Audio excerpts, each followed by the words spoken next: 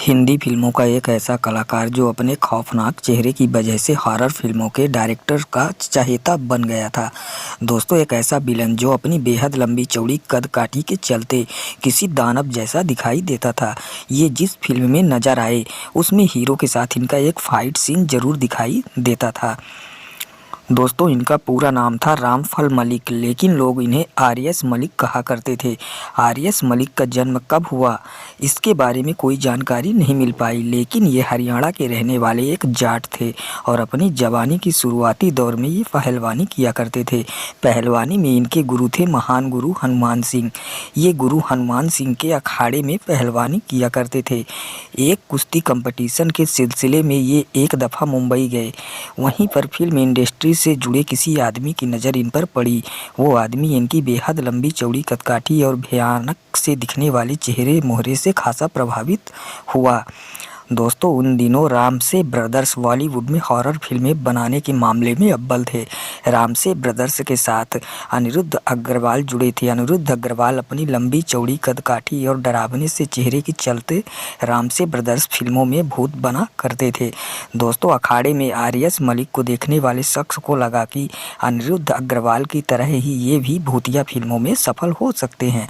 6 feet 6 inch लंबे और 150 kilo वजनी आर.एस. मलिक को जब उस आदमी ने फिल्मों में काम करने का ऑफ़र दिया तो इन्होंने वो ऑफ़र खुशी खुशी स्वीकार कर लिया था। आर.एस. मलिक को फिल्मों में काम करने का ऑफ़र देने वाले शख्स का नाम था खालिद और उसी ने इनका नाम फिल्मों के लिए गोरिल्ला रख दिया। इनकी पहली फिल्म रही 1985 में रिलीज हुई, जिसका नाम था एडवेंचर्स ऑफ टार्जन।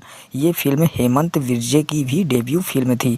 दोस्तों, इसी फिल्म की क्रेडिट्स में इनका नाम आर.एस. मलिक ही था, लेकिन आगे चलकर ये गोरिल्ला के नाम से ही मशहूर हुए। फिल्म में ये एक जंगली कबीले के सरदार के रोल में नजर आए। इनकी कदकाठी कितनी विशाल थी इसका अंदाज़ा आप इस तस्वीर से ही लगा सकते हैं। इनका हाथ किसी काटकर के चेहरे से भी ज़्यादा बड़ा था। दोस्तों, गोरिल्ला ने अपनी फिल्मी कैरियर में बॉलीवुड के लगभग हर बड़े एक्टर के साथ काम किया।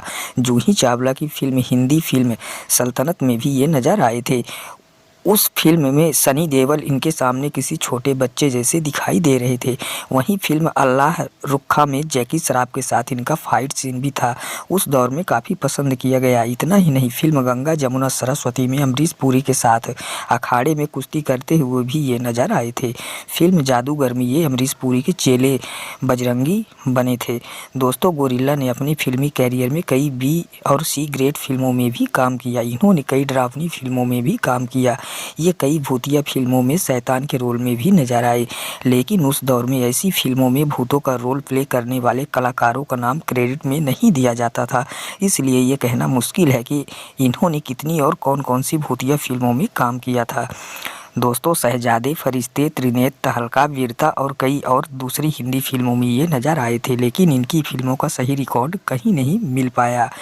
दोस्तों, इनका चेहरा काफ़ी हद तक मशहूर भारतीय WWE पहलवान द ग्रेट खली से मिलता जुलता है। इसलिए कुछ लोग ये भी दावा करते हैं कि द ग्रेट खली ही गोरिल्ला के नाम से फिल्मों में एक्टिंग करते थे, जबकि ये बात बिल्कुल गलत है। दोस्तों, बात अगर इनकी निजी ज़िंदगी के बारे में करें तो साल 1987 में इनकी शादी बलविंदर नाम की महिला से हुई थी। इससे ज़्यादा कोई भी जानकारी इनकी निजी ज़िंदगी के बारे में नहीं मिल पाई। जब ये पहलवानी किया करते थे तो इनका एक दिन का खाने का खर्च 1000 रुपये होता था। दिन भर में ये 1 किलो बादाम खाते थे और 14 लीटर दूध पीते थे। उस दौर में इन्हें कुश्ती कंपटीशन के दौरान 4000 रुपये रोज़ मिला करते थे। दोस्तों, साल 1995 में ये जैकी श्रॉफ, अनिल कपूर और शाहरुख खान स्टारर त्रिमूर्ति फिल्म की शूटिंग कर रहे थे। इसी दौरान इन्हें गैंग्रीन नाम की बेहद खतरनाक बीमारी हो गई। इनकी तबीयत खराब होने लगी। खराब तबीयत के बावजूद ये फिल्म की शूटिंग करते रहे।